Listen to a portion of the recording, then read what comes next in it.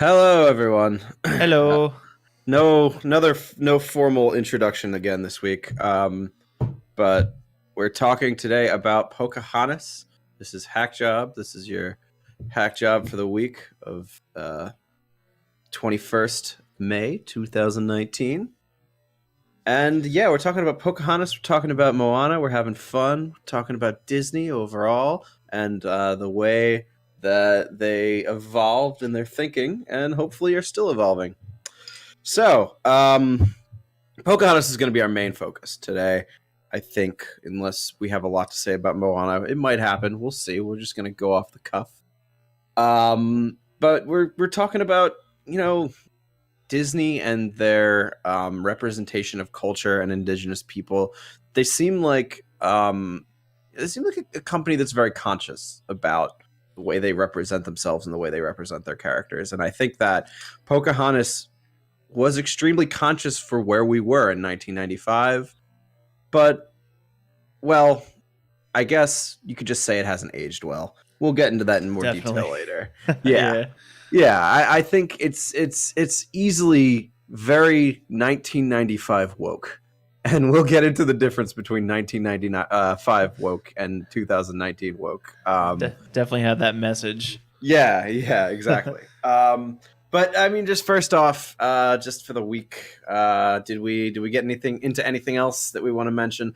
I honestly didn't spend a lot of time at home watching stuff this week because I had to go to a wedding out in Cleveland. It was a very nice wedding. I'd never been to Cleveland before, so Cleveland, Ohio. I see you. It was a good time. So yeah, I've been spending the week just sort of hitting the books and getting ready for a presentation for tomorrow. So sadly, I haven't been able to really peruse any media.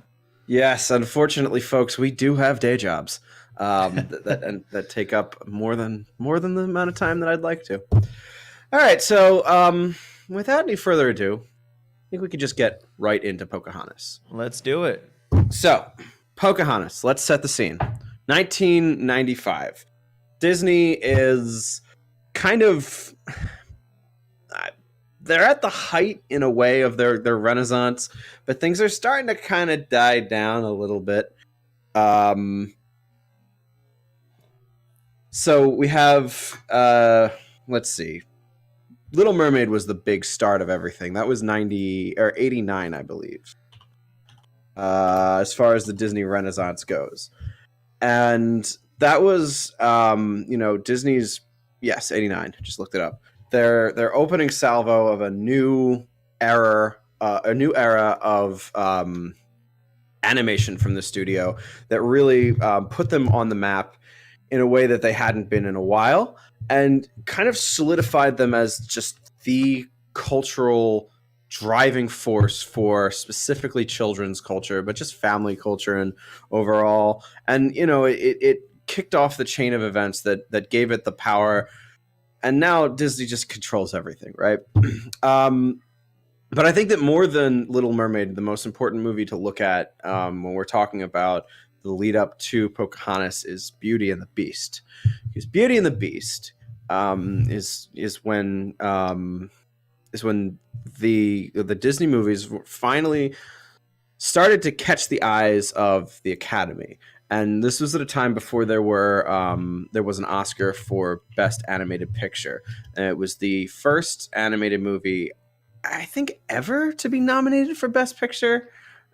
Maybe first in a while, but it didn't win. But the studio heads at Disney really they got the Oscar bug and they saw it in their eyes. So they wanted to make really important, really big animated movies that were these just giant events that they could try to snag at that Oscar gold, right? And so that's where Pocahontas comes in. At a time when they were making, Hunchback and other things that would come out later, Pocahontas was the thing that everyone was really concentrating on. This is going to be our Oscar gold. And it didn't, I mean, it hasn't aged well. It doesn't look great now. But even then, it didn't do nearly as well as Disney had hoped. And it was kind of the first of the first flop that really kind of signaled the beginning of the end of the Disney Renaissance. So if we're talking about, you know, what the purpose behind this movie was, Disney wanted something big and something dramatic and something important. This was very much to try and tackle the issue of the day. You know, it's a kind of a very like it's kind of like baby's first introduction to race relations in the United States. And it does it in an extremely naive way that is very 1995. I guess we'll just go through the plots real quick. Pocahontas, it follows Pocahontas, who is she's considered a Disney princess now. She's the daughter of a chieftain. That part was real. Pocahontas was a real person, daughter of the great chief Powhatan in Virginia during the time of Jamestown. She befriends this guy named John Smith, who is voiced by Mel Gibson. And they fall in love and blah, blah, blah. And then he gets captured after this conflict that leaves one of her tribesmen dead. And so her tribe wants to put him to death. And she jumps in front of the war club and saves his life. And then all the Native Americans and all the English settlers see that, and they're so moved. And they're like, well, I guess we're just not going to have any conflict between colonists and Native Americans. And as we all know, that was the last time that there was any conflict with Native Americans, and it's been really peaceful ever since. And it's great because Pocahontas saved everyone, and that's obviously not what happened. And obviously, we can get into the history of it and break it down. History tells a much different story. Right. Well, yes, obviously. But some of the stuff that they have is borrowed from actual real history, right? The idea of her jumping in front of John Smith in front of like the war club, that is not a Disney invention. That is from John Smith's letters that we have from him. Now, that doesn't mean that it happened. It just means that the person who is John Smith, who existed, said that it happened. And there have been people that have kind of disputed that have said that particular source of his isn't the most reliable because it comes from a letter that he wrote to the Queen of Denmark in an attempt to like kind of sell Pocahontas on her, like, she kind of went on a European tour after that. I shouldn't be laughing. She died on it, so that's not cool. But it's definitely possible that he could have over exaggerated that instance. And there are also some cultural historians that say it's possible that he completely misinterpreted what was going on and that he was never actually going to be put to death, and it was some sort of like ritual. So it's really hard to judge anything that really happened to Pocahontas. And so I don't want to say I want to put history aside because history is important. Well, but I do want to make the quick. Sorry for the interruption, but go because I've been talking forever. Well, I want to make the quick aside that even in the movie, John Smith seems like the character that can do no wrong. Like everything he does in the movie just seems like the most beneficiary, like most best things he could do. We're all gonna have to get along. You know, they're not savages, sort of. So even that just makes it seem like the character in John Smith makes it seem like he's already back home telling the story and sort of fluffing up a lot of those parts. And it's just, to me, he seemed like maybe it's just how he was written in Pocahontas, but even that seemed like a little bit of a tall tale of how good he was in the film. Right. And that, I mean, in real life, she would have been like 12 when this happened, and he was already in his 30s. Yeah. So like that, they obviously messed with that to make that a little bit more. They wanted a romance, and there was never any need for a romance there, but they wanted this like Romeo and Juliet star-crossed thing, and so they kind of they forced that. They changed the ages to make it like palatable, to make it digestible. But like that's not how history happened. And then the whole story of Pocahontas after this went down, it's not a happy story.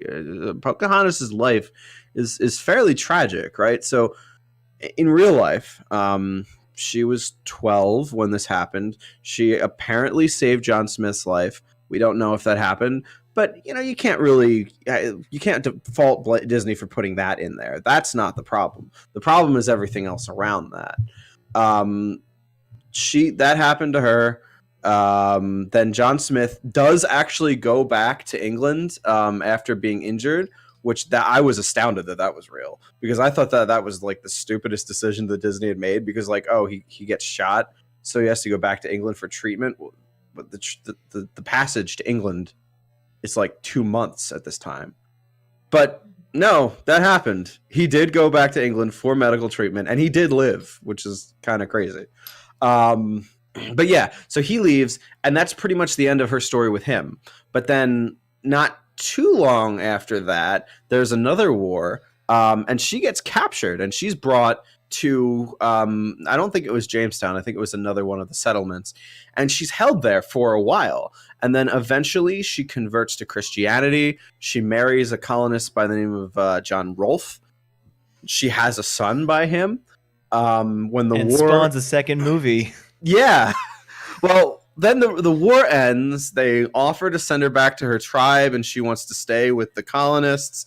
And then she and her husband back to England for him. They just go to England for her, and she goes on like a little bit of European tour, and they bring her around as like this instance of a noble savage, right? Like that whole the converted, right? Yeah, that disgusting trope. Like she was the beginning of that, and then she died in England of fairly unknown causes at this point.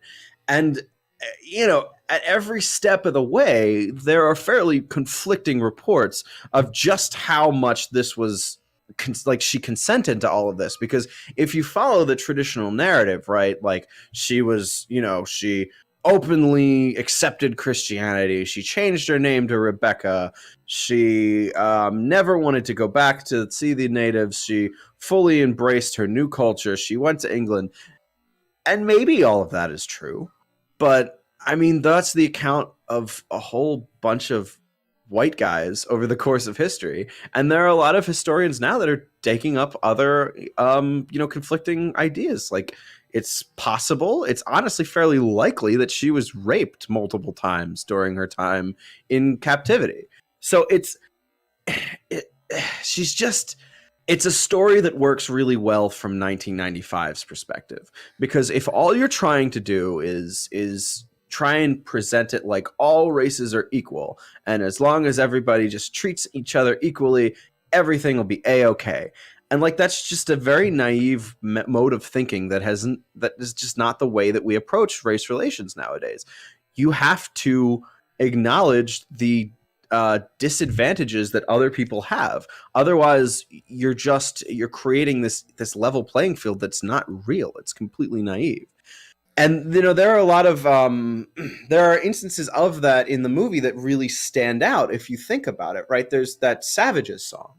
Right, where the Europeans are like, oh, they're savages, they're not like us, which means they must be savages, which that's kind of a fair interpretation of the way they would have looked at them. Fine, but then you switch the perspective, and they do the same thing on the other side, right? And they're like, oh, they're savages, they're not like us, which means they can't be trusted.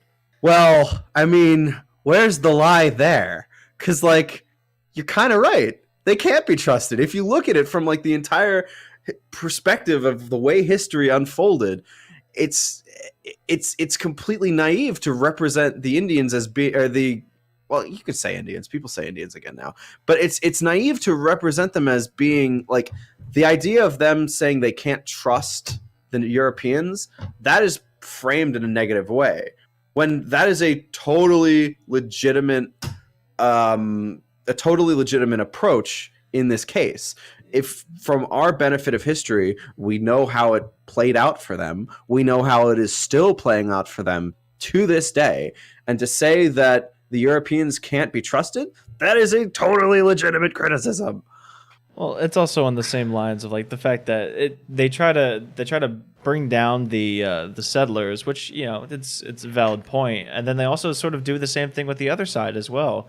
putting it in the same, like if you analyze the song itself, it's the same tone, the same sort of rhythm, the same sort of melody and things like that. So it's basically like subconsciously saying that the Native Americans are the same in terms of ignorance as the settlers.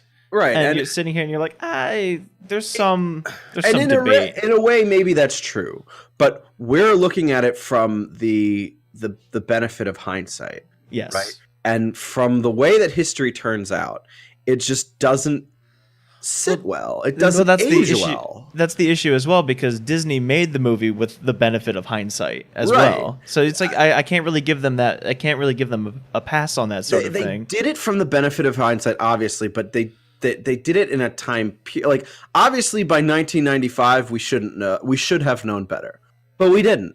We really didn't. At least we didn't think better. The way that our representation, the way that our interpretation of race relations in this country, it has been an evolution. Every step of the way has been important.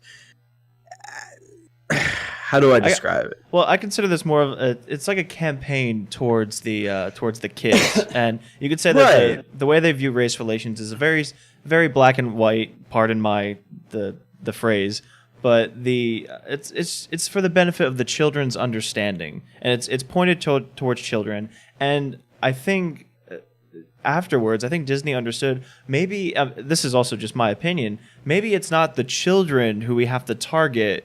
Even in 1995, because we're 26, 25, 27 years old now.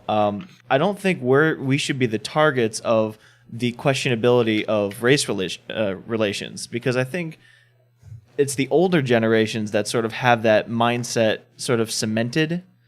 Some obviously more so than others, but I think it was Disney's attempt at trying to provide a narrative towards kids and teach them in a very simplistic way that that's Disney's job. Like I don't expect Disney to teach adults anything, and that's okay.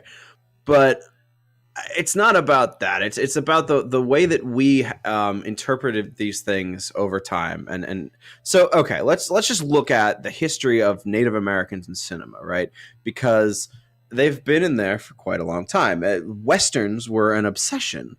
For I want to say the 40s through the 70s, and for all that time, Native Americans were portrayed as just like evil. Like we need an easy evil. Here they are. Well, there's one thing that I want to interject on, because this is actually perfect in what I was writing about for the representation of how Indians how they are depicted in movies. Is I wouldn't say evil. I would say they are the representation of entropy, where it's the deconstruction of everything that has been built, sort of, because the depiction of Native Americans it's a very naturalistic sort of sense, where they're sort of one with nature, very shamanistic, very medicinal. Well, and sorry, go ahead. Right, but that's a lot of that is later. I think even in the sort of the aspects of the Westerns, where they come and go like storms almost. In a bunch of the Westerns, where there's no rhyme or reason, or at least in the Western depictions, there's no rhyme or reasons. They just come when they see people, they attack, and they're like White Walkers. Yeah, it's not a malicious intent. It's not malicious. It's just it's a naturalistic nature fighting back. It's personified nature fighting back, or this representation of deconstruction.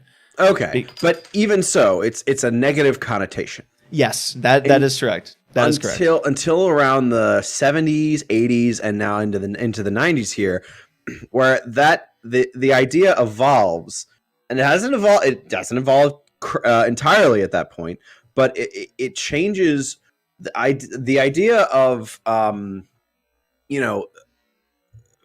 culture towards nature and the environment shifts around that time. We start to become conscious of environmental issues, not so much global warming at that point yet, because they didn't really know about it, or the people that did know about it were just like the scientists and they couldn't convince anyone yet. But, there was a lot of concern about pollution, concern about, nuclear radiation, that kind of stuff. And in culture, in literature and movies, they use Native Americans now to kind of embody this this new changing idea where they are the symbols of this like one with nature aspect. So it is a lot more positive, and yet it's still not, they're still taking away their humanity because they're still being used as an object. They are just used as these like objectifications of being one with nature, personified nature. And I think Pocahontas, the movie and the character, is just like the epitome of this, right? Their whole, especially her as a character, she's just like runs around the forest. She like canoes, and she's like talking about how everyone's her friend. Very static. Yeah, and like she has that like that part where she's just around the riverbed. I hadn't heard that song in a long time, and she was talking about how her father was like, "Oh, the river is very steady. It's very like the same." And then she like walks towards it, and I'm like, "Oh, well, this is like a Heraclitus kind of thing." And like the next thing out of her mouth is, "You can't walk into the same river twice." I'm like, wow, like that is so on the nose. It's not even funny. Like I swear, I was just like, oh, they're gonna make like a Heraclitus reference right away, the first thing, and like she's. I wrote it down as a manic pixie dream native. Not necessarily. It's not the best comparison because she doesn't really have the manic pixie thing going. She's very stoic, but like she fulfills that same plot device for John Smith. She is like this love interest that also changes his way of looking at everything because she's just like, oh, you know, be one with nature, and you know the jackrabbits are my friends, and John Smith's like, fuck man, I never thought of it that way. Well, and like, oh, sorry, finish your point, and no, go for it. I was gonna, because this is a good point that I think was, yes, Pocahontas I believe is a tool of, or as a plot tool, a plot device, and right. So I would consider actually the two main characters not to be Pocahontas and John Smith, but rather John Smith and the governor, right? And obviously, when Disney, a lot of old Disney was revolved around fables and tall tales, and you know a lot of these parables, and they want to teach lessons. And the thing I've always noticed is that John Smith and the governor are complete foils of one another. One wishes to solidify his or maintain his field as the governor, and a lot of his stuff is based around what other people think of him, and we see that a lot in the beginning. And John Smith, he's all about the idea of flowing with adventure and the next thing, and just taking things in stride as they come. And what we see here is Pocahontas is pretty much the pivoting point on why one succeeds and the other one fails. And we see that the governor, if I'm going on the same aspect of the Indians being representation of entropy and just the chaotic nature of the world and nature, we see the governor fighting that, and we see John Smith flowing with it. I'm almost tempted to say Jon Snow. It's always, I'm gonna slip up. Me too, constantly. And Jon Snow had his own Pocahontas, you know. Yeah. And she also didn't meet the best end. Sorry, spoilers, but that was like 4 or 5 seasons ago at this point. If you haven't seen that yet, you can't blame me. Yeah. And so John Smith, he's flowing with the entropy. He's understanding it, and he says, okay, this is just a part of life, and I'm just gonna roll with it. And he sort of wins in the end. He gets the love of Pocahontas.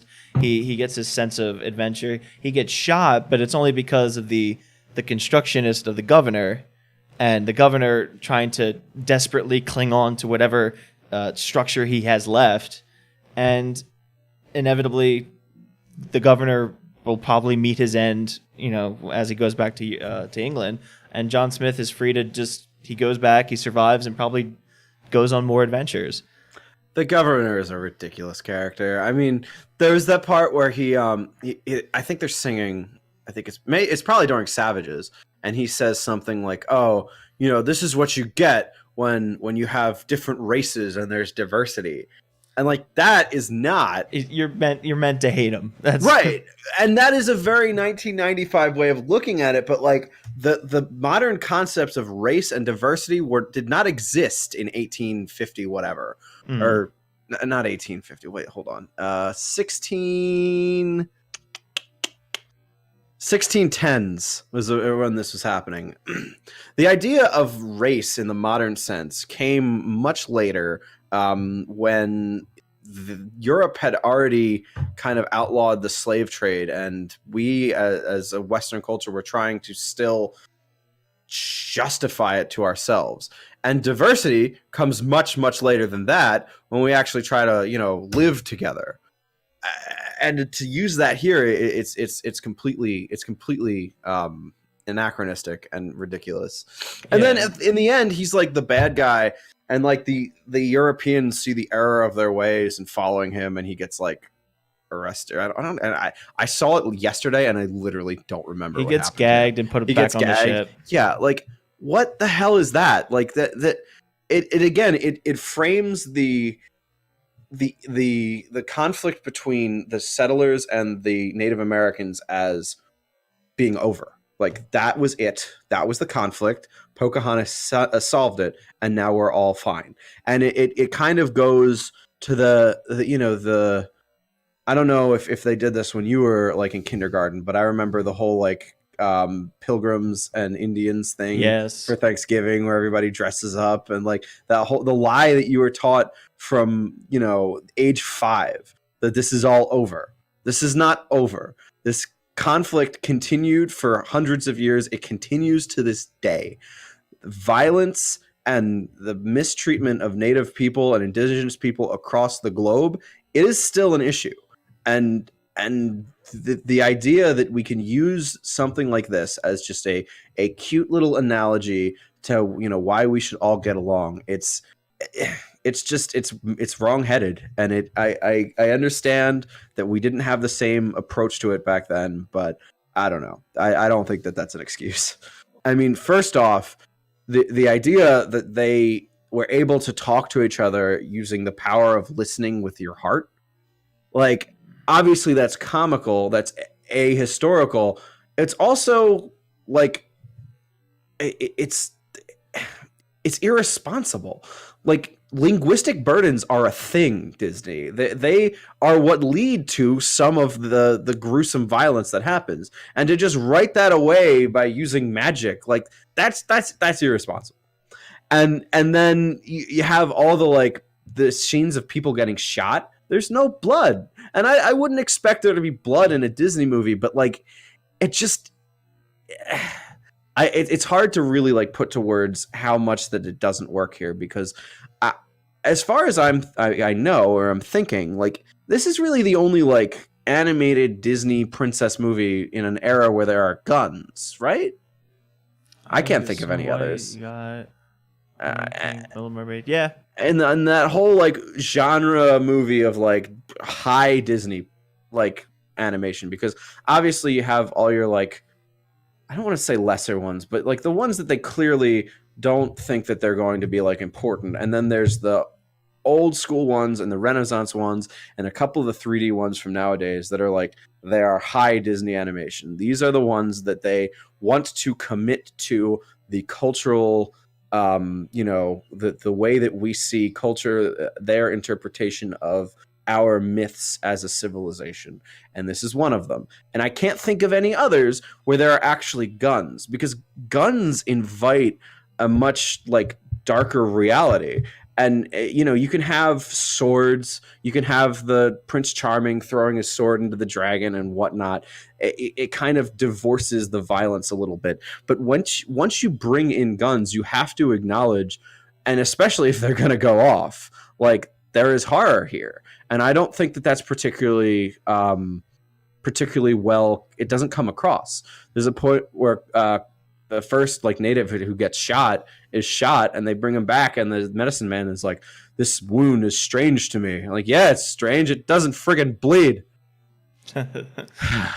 Well, it maps out a technique that Disney does, where instead of bringing in the consequence, it inverts it by trying to push the message of not doing it.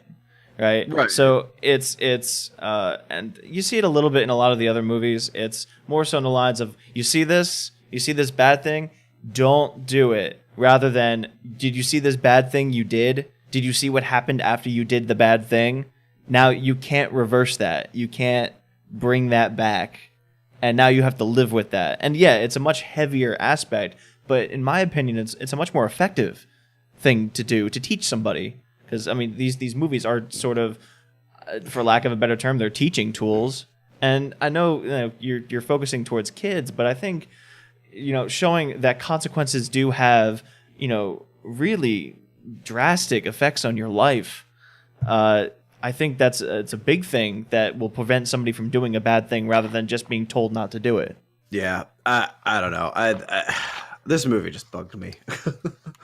I think I can go on and on, but I think, just to summarize, my biggest problem with it is that it framed the conflict between European settlers and Native Americans as something that was of the past, which it very much is not.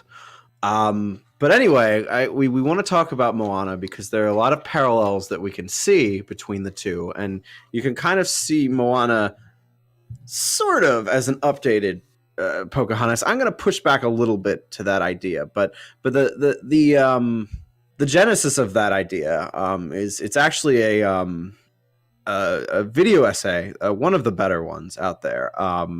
So I was rewatching it this past week just in preparation to for this episode. It's Lindsay Ellis's video on Pocahontas and Moana, and the comparisons that she draws, and just the evolution of the way that Disney frames Indigenous people and the way that Disney frames just female characters in general.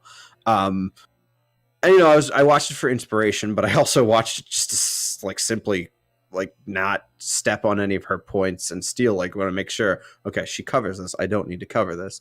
But I don't know if I would necessarily say that Moana is a stealth reboot of Pocahontas like she does. I think that there's definitely some parallels in the setup, but the plot and the actual action of the movie, I think are completely different. Yeah, I think it's an apples and oranges difference. Yeah, it's you have one movie tackling the actual relationship between two different cultures, and the other one is more so just the hero's journey, and it's textbook hero's journey. Which yeah, is great. In my opinion, I thought Moana. I don't like Moana. I don't think it's a good movie. I think it's a very boring movie, because of the aspect of you have somebody who doesn't really develop as a character, and so I see a very similar static element in Moana as I do Pocahontas. Now, granted, she does grow. She grows a little bit more than Pocahontas does, but definitely not on the same aspect as Anna from Frozen or some even Ariel from Little Mermaid. Well, go ahead.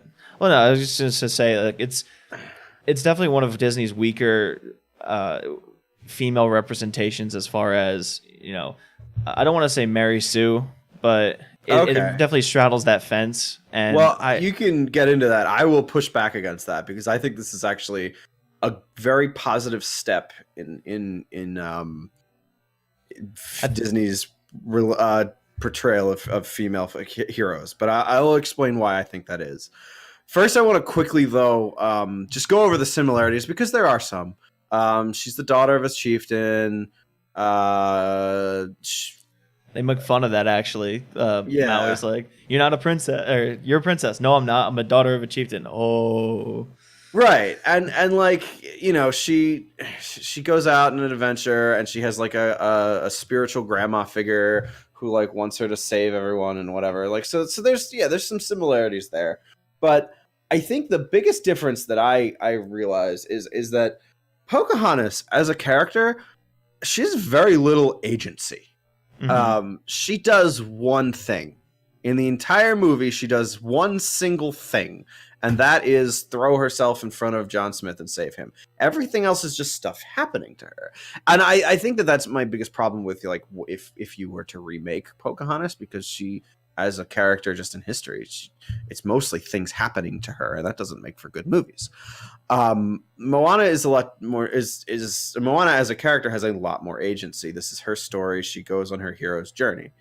Well, see, I want to counter that a little bit, and I would rebuttal and say that the way Moana's character was written, it was based off of the singular aspect of just to say that I have agency. Like, her agency doesn't stem from anything except from a sort of like a bit of a clouded determination towards sailing, even though that was more of a cultural thing, not of a personal thing. And so it seems like she goes around saying, I have agency, but she doesn't really, there's nothing that really proves that that's the case. I get a hard time. Saves everyone.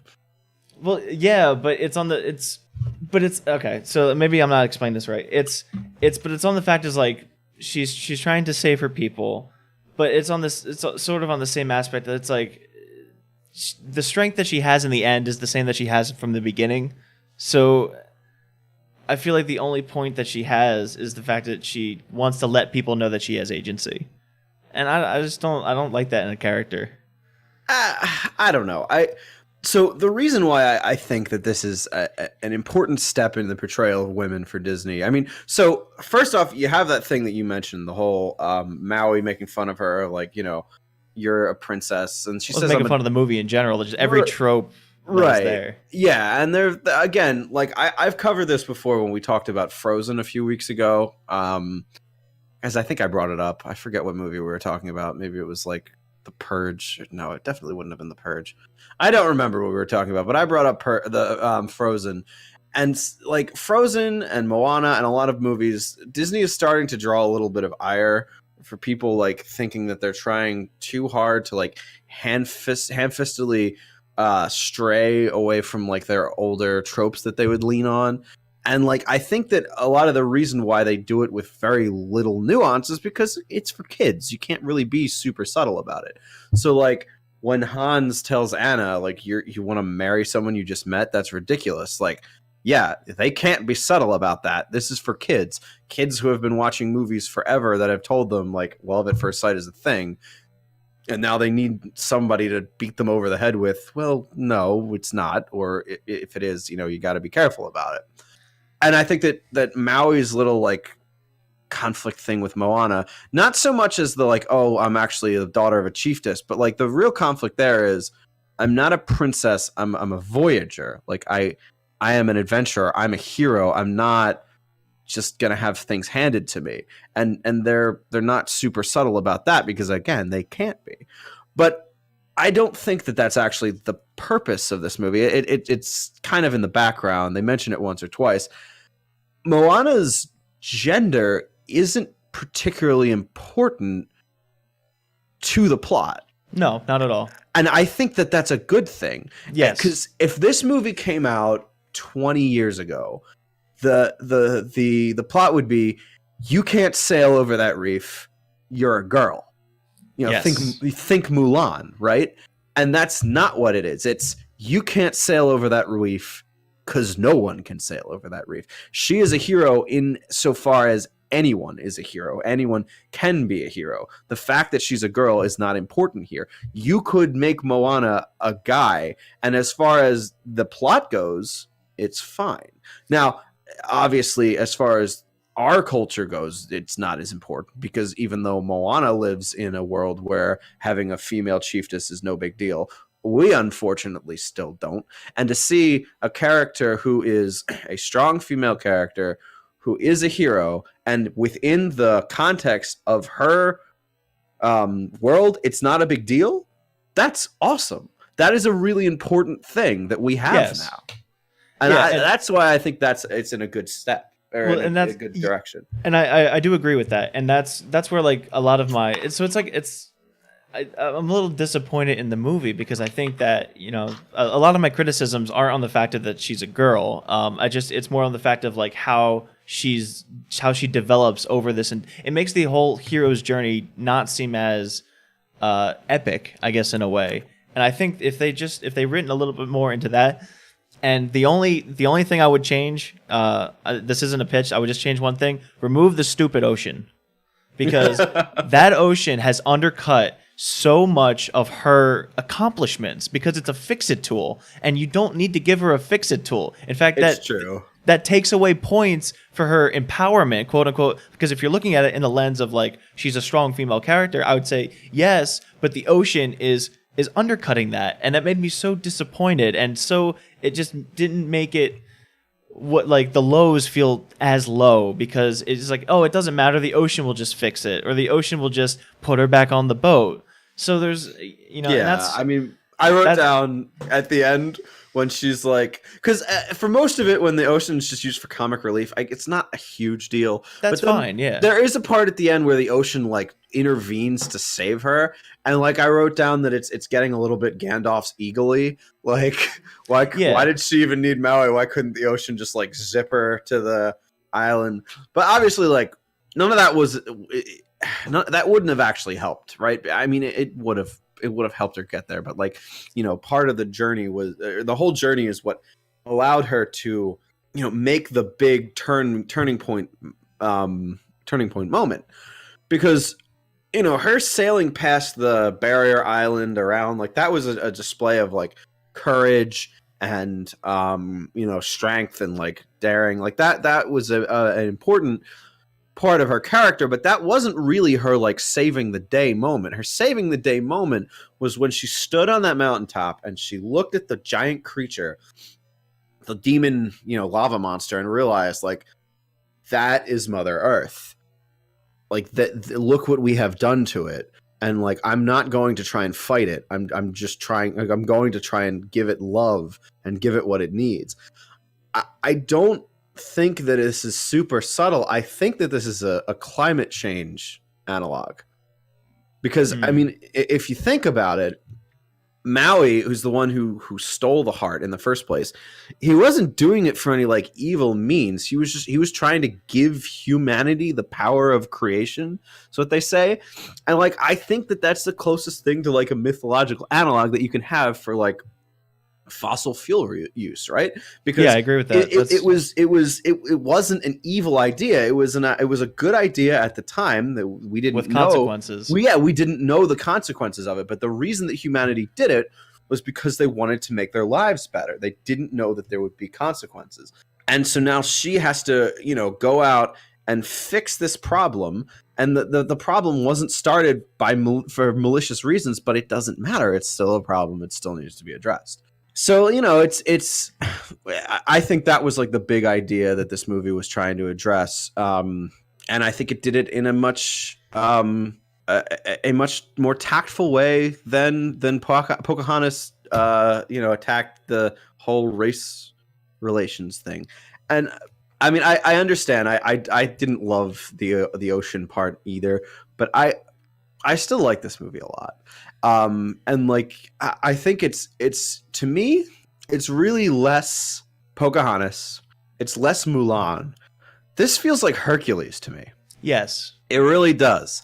It has that, the mythological aspects to it. Right. And she's a hero, and like, she leaves her place. She leaves her island. She goes off to find where she belongs, like that whole thing. And it also it feels like Hercules in that they bend with the mythology a little bit. And like, you can be kind of critical of that, right? Because if we're really so critical of Pocahontas for how terrible it depicts indigenous people, like, well, this isn't sticking to one particular mythos, but I think it's fine. And who am I to say that, right?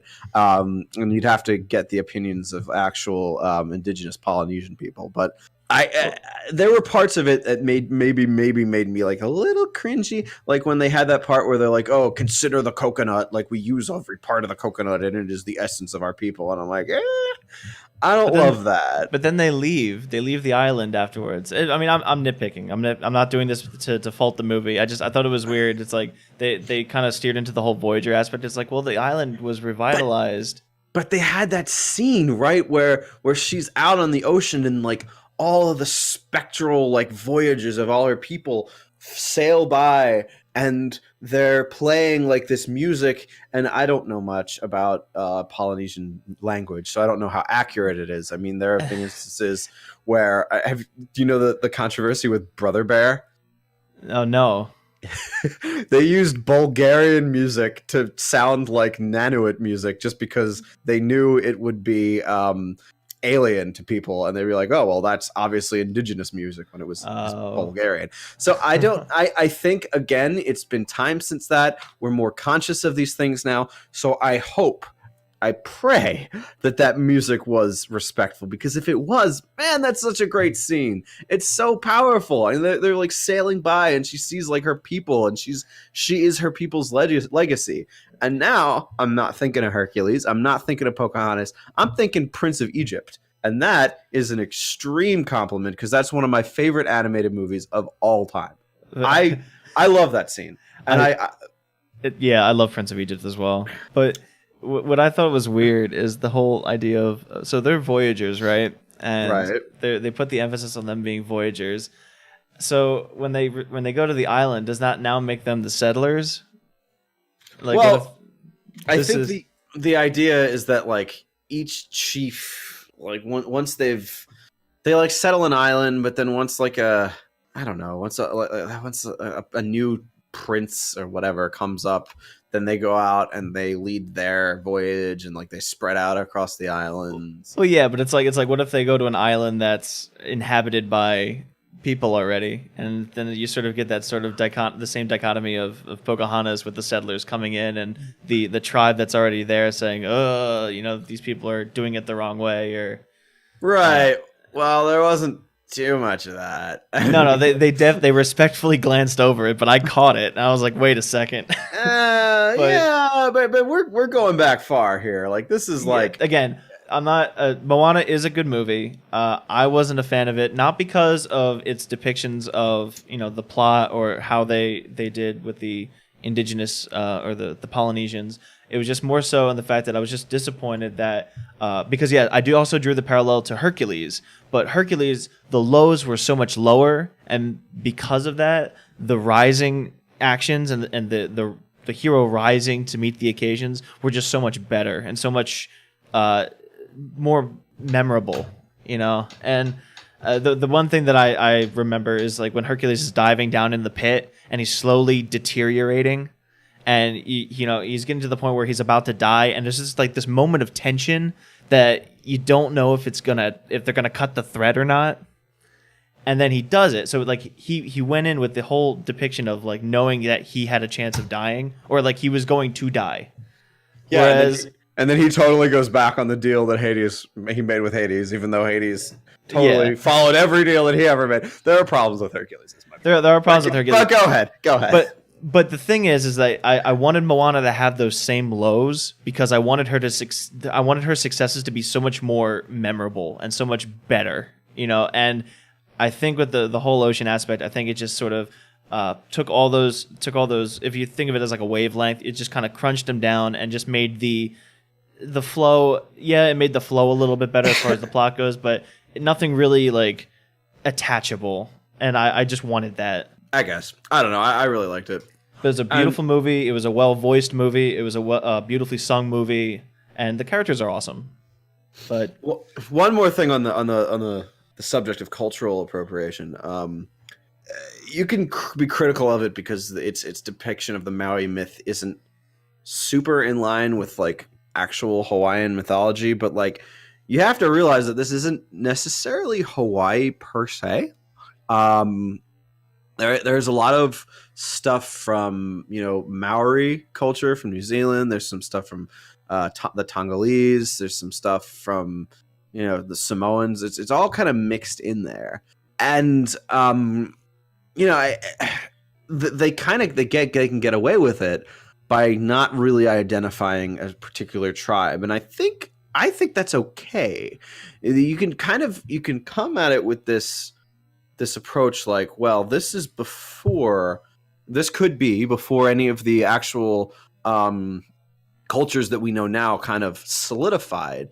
And it's like a kind of proto-Polynesian culture where all of the little things that we know of these cultures are kind of like originated from. I guess you can kind of think of like actual evolution, and I know it's pernicious to compare cultural evolution and biological evolution, but I'm just going to do it for a sec here. Like we talk about how we evolved from chimpanzees, right? Well, that's not really true. We and chimpanzees both evolved from a common ancestor that chimpanzees are as much removed from as us. And I know I'm getting completely off topic, but you can make pretty much the same case for culture in this case. These people, since they have this kind of like spattering of all these different cultural, facets, they can kind of be a single common ancestor, a distant common ancestor of most of the Polynesian cultures that we have, because there is a theory that most of the people from Polynesia originated in like the area pretty much of where modern day Tonga is. I think it's Tonga. Yeah, Tonga. And spread out from there and kind of populated the island. So, Well, it's also on the lines of, because they were sort of nomadic, they could also have just picked up a lot of different elements from different cultures as they traveled. Because like maybe they're not set. There weren't different cultures. They were the culture. Like when they got to Hawaii, there were not Hawaiians. They became the Hawaiians. When they got to New Zealand, there were not New Zealander. They became the New Zealanders. And of course, the white people came, as we often do. Oh no, I'm talking about Moana. I'm talking about the way they can get away with it. Right. Because but I think the implication is that when they went and did their voyaging, there wasn't anyone there, and I don't think that that's necessarily white, like a conveniencing of history. I think that's pretty accurate from what I know. I mean, I'm not an expert, but I do have an anthropology degree. Whatever. Okay. That when most of the voyaging that they're talking about, the whole like outrigger, like original Polynesian culture kind of stuff happened, that there weren't people there. And in fact, there's even theories that the New World was populated not by people crossing a land bridge in Alaska, but people that sailed to South America from like Tahiti kind of thing. I don't know. I think that might be bullshit though. It's been so long since I took those classes. I think I've had archaeology professors that were like really hard line on both of the cases and like, no, this definitely happened. This definitely didn't happen. I don't know. It's been a while. But yeah, I mean, I don't have any rewrites for Moana. If you want to go get into it, I just say remove the ocean. That would be it. Or remove the ocean as a possibility of a fix-it tool. Right. And that's pretty much it on that aspect. So, looping back to Pocahontas, right? I think it is very difficult to try and... Because, I mean, right, we live in a time when Disney is trying to get as much money as they can out of their old properties by making these live-action remakes. Mm-hmm. And from just like a logistical perspective, you would think Pocahontas would be a pretty easy one to do, right? Because there aren't like a lot of CG animals to render. It's just people. There's a couple, like there's this freaking raccoon and all that. That's no big deal.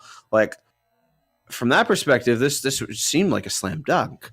But if we're talking about plot and just like cultural representation and the way that we have evolved as a society and culture since 1995, I don't think it is much of a stretch to say that we probably will never see a Pocahontas live action remake. I think it's probably a good thing that we never see a Pocahontas live action remake. I would make the argument, and maybe you can dispute this because I haven't gone through the entire Disney catalog, but I think that with the obvious exception of Song of the South, no Disney movie has aged more poorly than Pocahontas. Do you think that's fair? Yeah, because I can't. My catalog of movies, yeah. Again, obviously Song of the South, but otherwise, I don't think anything else has. Maybe Dumbo, but that's a specific character. That's not really the movie. Right, and that one itself. is getting a live action remake. In fact, Yeah. it did. It's out. I haven't seen it. I don't know if I ever will. But yeah, so will this happen? I don't think so. I kind of hope it doesn't. But if it does, I have a couple of little like things I want to throw in there. I think the most important thing, and the reason why this would be really, really hard to do, is that you have to correct the biggest flaw of Pocahontas. You cannot frame the conflict between European settlers and Native Americans as something that is done and over with. You just cannot do that. You would get destroyed. They would crucify you. Just our culture today.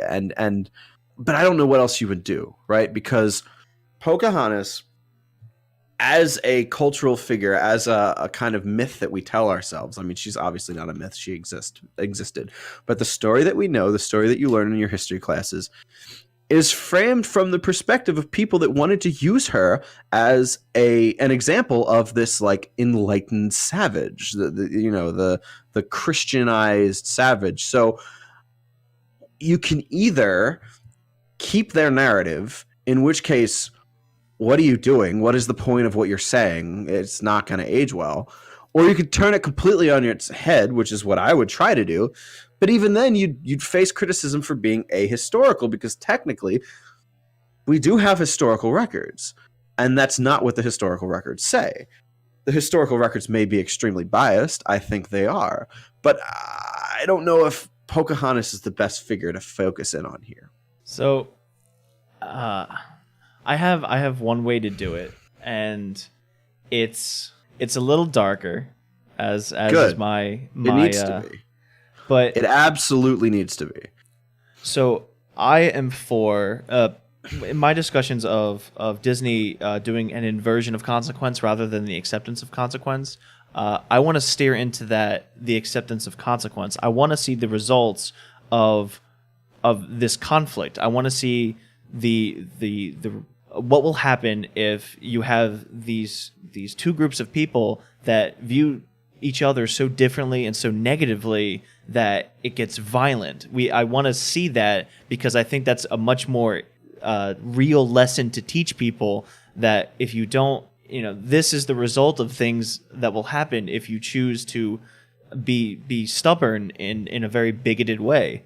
And the way I want to do this is I want to follow John. I want to follow John through. It's going to be a John Smith origin story, and it's going to be. It's going to start with him taking a trip to the New World with his friend Thomas. Thomas is the guy who ends up shooting the. He was the younger kid with the hat who can't shoot. Yeah, sure. So we follow on that sort of thing, and I'm going to draw a lot of parallels to The Great Gatsby, because I think this is a good way of depicting it, where John initially is seen as a very adventurous, he takes Thomas under his wing as like an apprentice, because Thomas is going to be a little bit younger, like in his teenage years, like 18, 17, and John's going to be a little bit older. And so John sort of takes him underneath his wings, shows him like the cause of adventure. And I want to paint John Smith in a very bright light in the beginning. And I really emphasize on the whole aspect of in the beginning, because as we travel to the New World, we notice that there is no governor, because the governor is going, what encompasses and what is the essence of the governor is going to be inside John Smith, and that's not going to awaken until we see our first Native American. And it's going to be on the aspect of John's love of adventure and willingness to make sure that passion carries on is going to be conflicted because of him thinking that there's going to be gold in the New World, sees this, thinks like the governor does that the savages are protecting the gold, and is unable to sort of bend his prejudices he's unable to reconcile these. And through his stubbornness, he meets Pocahontas, and they sort of hit it off. But then you see little bits of John's personality, or his true personality, sort of stem. And Thomas sort of starts to realize this thing, and slowly the bright light that was depicted in John's aspect slowly dims, and now we start to see the movie through the eyes of Thomas rather than John Smith, and how John is actually treating Pocahontas, not in a very loving way, but in a very using way. So you're keeping the aged up Pocahontas. I'll maybe make her like a little younger. Okay, so it's not there's not necessarily like a love story. Yeah, I want to as younger than John, but older than Thomas. So I'm thinking Right. 20s. Mm-hmm. And that sort of aspect of where John being able to take advantage of the princess in order to make sure that he's able to go on to the next voyage. And we sort of see this despicable unwillingness to sort of, unwillingness to be not stubborn, slowly bubble up. And then noticing that, he has the ability to be welcomed into the chieftain, but his prejudice is still like he still has this sort of air of superiority because they're stagnated in this one area, and he wants to be because he's so quote unquote advanced, he's able to travel the world. And you see sort of this alpha male in a very negative way sort of starting to brew, and then eventually because she doesn't want to have sex with him because she's younger, he rapes her, causes a conflict, the Indians end up attacking the settlement, murdering everybody on both sides, or not everybody on both sides, but a lot of people from both sides. John gets shot and taken back to England, and Thomas is left there, and then his final narrations is, well, John Smith is just going to go off and do another thing, but he caused all of this. There was already tensions there, but because John's refusal to accept the differences of the tribe sort of was the spark that ignited the powder keg of an already tense situation, and then caused so much violence. And then Thomas is just sitting there, and then he has like a final monologue at the end. He's gonna go do a colonialism. One little change. Thomas, you could replace him with John Rolfe. Yeah, that could be done too. Who Pocahontas ends up actually marrying. So you're kind of taking the agency away from. I mean, not that she had any, but because I'm steering into that whole idea of like using her as a plot device rather than a character. Because the biggest problem with Pocahontas is that her life, she doesn't really have agency. It's a series of things that happen to her. I'm sure that she as a person existed as a person, with her own thoughts and feelings and opinions, but we don't have any of those. Those have not been preserved through history. Well, all we have is what happened to her. The issue with that is a shame. Yeah, well, it's also the issue with that is that we can show some sort of agency with her, but because there's I want to keep a sort of language barrier because fuck the mysticism. You have to. And because of that, don't get me wrong, she learned English eventually, but it wasn't like right away. Yeah. And in this part I'm not going to kill off Pocahontas because I think if we're replacing him with John Rolfe, I think that's really cool because then he sort of quote unquote saves Pocahontas, and then the lesser of two evils. I'm going to say that's what I'm saying, lesser of two evils. But at least in this aspect, I want to show the portrayal of what these consequences these consequences are real and they are irreversible and they mean a lot when you do things like say a certain phrase or do a certain action or like have a certain mindset that is very, very toxic. Right, and you could actually get into like John's like all of the things that he did before he came to Jamestown. Like get into his like he's almost like a Han Solo type character. He's like a charming rogue kind of guy. I want the audience to like him in the beginning, and then so like, oh, just because he puts on this persona doesn't mean that that's who he is in essence. Yeah, he went. His first like documented thing. He left England and went to fight against the Spanish in the Dutch Civil War. And then he went to the Mediterranean and assisted the Italians and Spanish in piracy raids against the Ottoman Empire. and he was actually knighted in Transylvania, I think. So he had an interesting life. He could be like an old English, well, not old English, but like a 1600s version of like almost like an Indiana Jones type figure. Yeah. And the other thing, I draw a little bit of this inspiration also. Have you ever seen the movie Troy with Brad Pitt? No, I haven't actually. It's sort of the same aspect where it follows Achilles, but everything is focused around Helen of Troy because it's the Trojan War. Right. But a lot of the focus is on him. But in this case, he keeps his character persona throughout the entire movie. Like he's seen as just somebody who wants to just to fight and be a great soldier, and that's it. And then he just gets kind of caught up in all the action. But we see that Helen of Troy, where in this case Pocahontas is this Helen of Troy-esque figure where the plot pivots around them, but in actuality they're not really a character.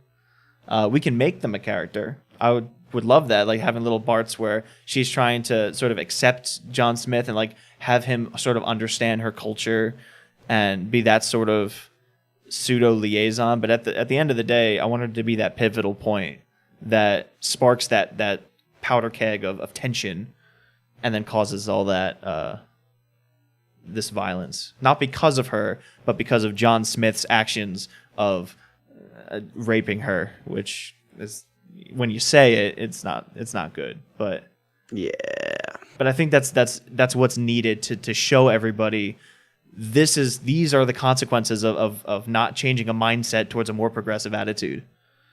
Mm-hmm. At least in some aspect. But yeah, I think that would be a more, especially for people our age, because that's what Pocahontas was targeted towards, was people like you and me. And now that we're almost approaching our 30s, I think I would appreciate a sort of more mature and more realistic depiction of what was there, and also treat my mindset with respect. Right. I mean, that's the biggest problem with this kind of stuff, right? Because obviously this is never going to happen. Disney movies are for kids. Even the ones that are geared towards people our age, they have to be kid friendly. I understand why they feel that way, why things are represented that way. And that's the reason why you can't really have an honest movie about European Native American relations during any of these times from that perspective, because like, I mean, it's kind of jarring to hear you say it, but it's true. Rape is part of this. It cannot be violence. Yeah, it can't be taken from the story. And that is why I don't think this could ever happen. Well, that's one of the good things. If it ever did happen, if we ever got a Pocahontas live action reboot, it would be awful. Does Disney own the rights to the historical depiction of Pocahontas? No. So like, she is a person who lived. She's in the public domain. So you can make the movie. The movie could be called Smith, and it's made by Blumhouse Productions. And oh god, yeah, and then that's how we can have my movie. But yeah, and Disney's not Universal. Universal. Yeah. Hey guys, we got an idea for you. This one's free, as they all are. If you want to, just call us up, Universal. I live in South Jersey. Philadelphia it's an hour away. I could be at your Comcast studios. I got ideas. Just call me up. But that's pretty much my rewrite. I think we're pretty good on the Pocahontas front. I don't really have too much else to say. Unfortunately, most of my contributions this week are what not to do. I don't think you can do this and make it kid friendly. I don't think that should be the focus, honestly. But yeah, I think that Moana allows you to do indigenous people for kids because there's no white people there. Because we always ruin. Yeah, we always ruin everything. So what do we want to do next week? There's nothing else you want to say about these movies, right? Nope, I am all wrapped up as far as that goes. So I was thinking earlier, and it's not really much of a contribution. I just want to do another bad movie. But I don't know. Pocahontas. Did you consider Pocahontas to be a bad movie? It's not No. like an. I didn't like it, but I want like an obvious bad movie. Like I You don't. want I to do a don't. Neil Breen movie? I don't necessarily want to do a Neil Breen movie yet. I want a more well-known bad movie. Mm. How about Hansel and Gretel Witch Hunter? That was a bad movie. I've never seen it. I'll give that a shot. Because I have that downloaded already. All right. So is that in the vein of like the Abraham Lincoln Vampire Hunter or something like that? Is it the same? Are those all the same people that make them, or is it the same book and then different people adapted them? I think it's different from. Well, I guess Abe we'll Lincoln. find that out, right? Yeah, I'll do that. Because on that same lines, there's that one. There's Hansel and Gretel Witch Hunter, and also the Brothers Grimm, which is sort of the same thing except they're brothers and not brother and sister. Yeah.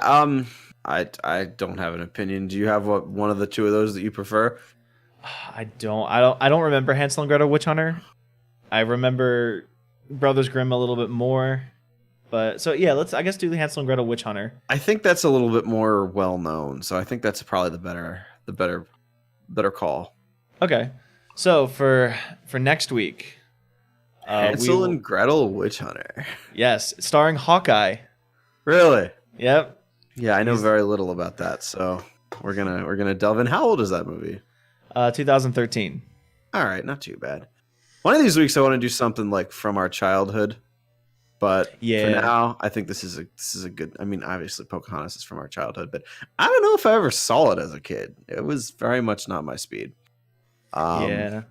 Okay. Let's do Hansel and Gretel Witch Hunter.